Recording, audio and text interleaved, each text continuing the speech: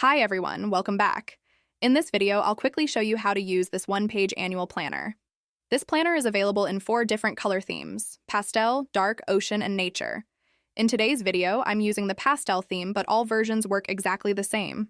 Only the colors are different. The planner is designed as a single-page layout, so you can see your entire year at a glance.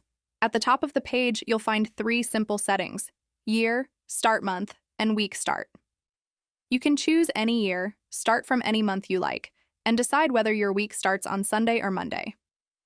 Once you make these selections, the planner automatically generates 12 consecutive months, starting from the month you choose. This means you can reuse the same planner year after year.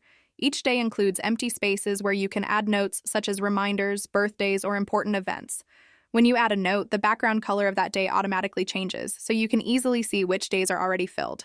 The current day is also highlighted automatically, making it easy to keep track of today's date.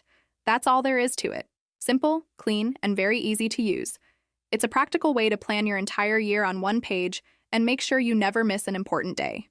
If you'd like to try this planner yourself, you can find the product link in the description below. If this video was helpful, don't forget to like and subscribe for more planners and productivity tools. Thanks for watching, and happy planning!